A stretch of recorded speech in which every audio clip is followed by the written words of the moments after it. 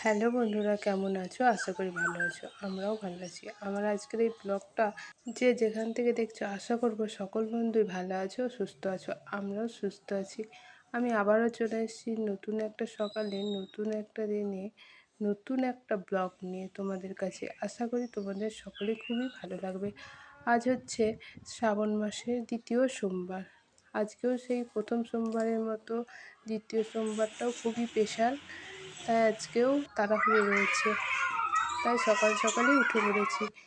এ দেখো, বাসন টাসন সব মেজে নিয়েছি সকালবেলায়, বাসি কাজ কমপ্লিট। এখনও সূর্য ওঠেনি, এখন এই 6:45 মতো বাজে।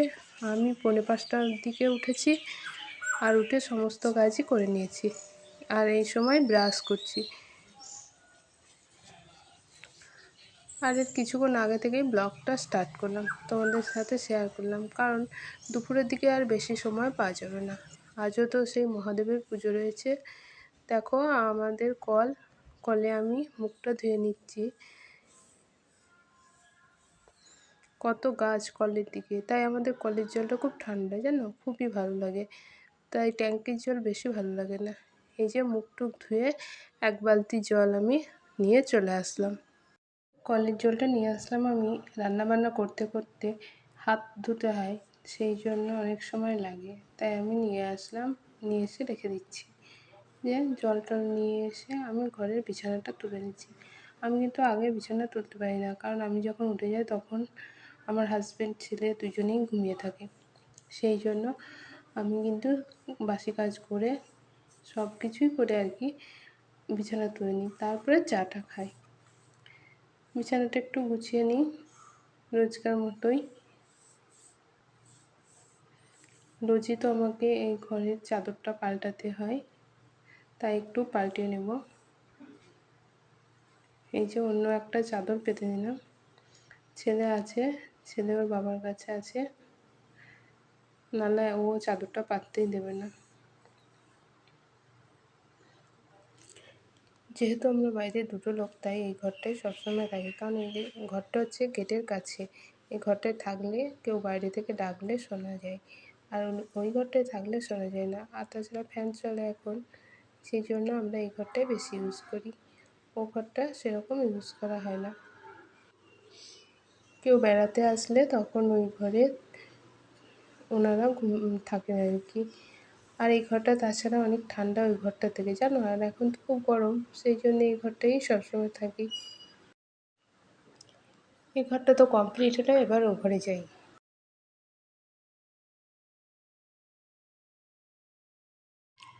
জানো তো, কালকে আমি এই ঘরের চাদরটা কেচেছিলাম, কিন্তু আর সন্ধেবেলায় পাততে ইচ্ছে করছিল না।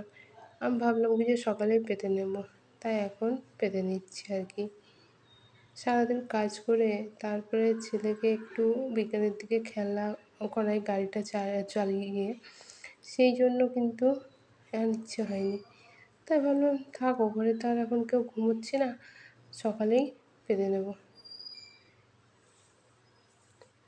সেই কথা ভেবেই এখন চলে এসেছে। এই যে ছেলে উঠে চলে এসছে ওর বাবার কাছ থেকে, এসে আমাকে দেখাচ্ছে হাতে একটা কি নিয়েছে সেটাই। কিন্তু আমি কোনো রকম ওর সঙ্গে কথা না বলে চাদরটা পেতে নিচ্ছি, নাহলে ও আবার এই খাটে ওঠার জন্য কান্না শুরু করে দেবে, তখন আর কোনো কাজই হবে না। সারাদিন একা একা থাকি আর ও থাকে, সেই জন্য ও আর কি আমার কাছে এসে যত বায়না। এবার ওর বাবা ডাকবে, আর ও ছুটে চলে গেল। আমি বলছি ধূপধাপ করে পড়তেই থাকে ও, কিন্তু সবসময় ছুটবে, কোনো সময় ধীর স্থির নেই। এ ঘরের চাদরটাকেও আমি টান টান করে পেতে নিয়েছি। এই যে এই ঘরে তো ওই চাদরের তলায় কোনো রকম কভার পাতা থাকে না, সেই জন্য কিন্তু চাদরটা খুব ভালোই পাতা হয়, আর জড়ও হয়ে যায় না। কিন্তু ও ঘরেরটা ওরকমই হতে থাকে।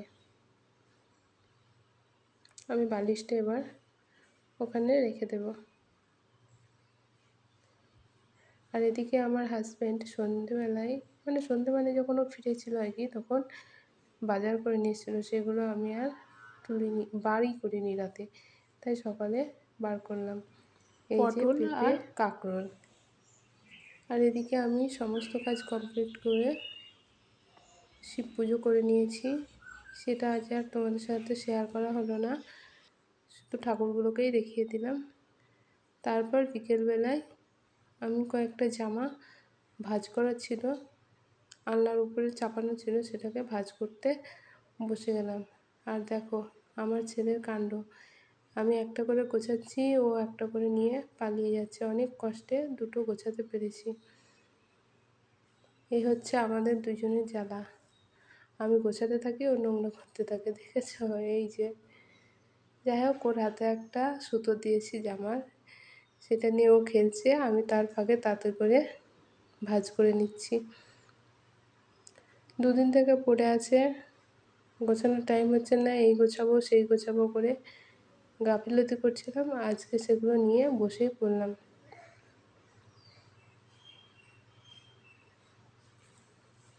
আমি ভাবলাম নিচে করব, কিন্তু বিকেলে এখনও ঘরটা ঝাড়তেও হয়নি, সেই জন্য একটু ধুলো আছে, হয়তো পায়ে পায়ে যে ধুলোগুলো আছে, তার জন্য আমি খাটের উপরেই বসেছি ভাঁজ করতে। দেখেছো তো ওর দুষ্টুমি, আমি গোছাতে থাকছি আর ও উলটুল করতে থাকছে।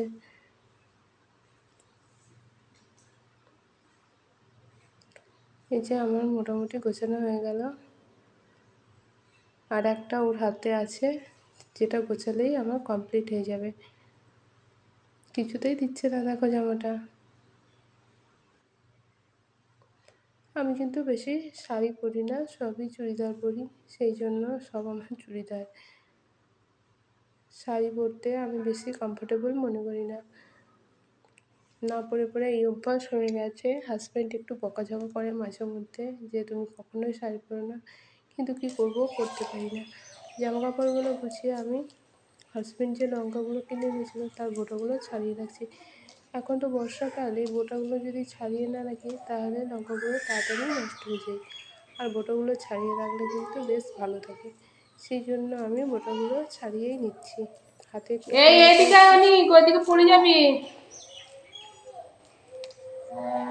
এই যে, আর তাছাড়া এখন তো লঙ্কার অনেক দাম, তাই একটু ঠিকঠাকভাবে না রেখে দিলে কী করে হবে বলো? এত কিছু নষ্ট করলে কী করে সংসার চালানো যাবে? আমাদের মতো মধ্যবিত্ত পরিবারে সংসার চালাতে একেই হিমশিম খায়, তারপরে জিনিসপত্র যদি অগোছালো বা যত্নে না রাখি তাহলে কিন্তু সংসার চালানো খুবই কষ্টের। এই দেখো আমি গোটাগুলো ছাড়িয়ে এটাকে ফ্রিজে রেখে দেবো, তাহলে বেশ কয়েকদিন রাখা যাবে রান্নার কাজে, নাহলে সব নষ্ট হয়ে যাবে। আর ছেলের কাণ্ড দেখো কী করছে, কোনো সময় ওর স্থির নেই দুষ্টুমির। এই যে, এটা নিয়ে খেলা করতে করতে শুয়ে পড়লো। আর দেখো সারা ঘরে সব কিছুই ছিটানোর, দেখেছো? সবাই দেখে বলে কত শান্ত, কত শান্ত, বোঝা যাচ্ছে। আর বিকেলবেলায় ওর সঙ্গীরা খেলতে চলে এসছে, ও খেলা করছে। আজকের মতো ব্লগটা এখানেই শেষ করলাম, তোমার সবাই পাশে থেকে।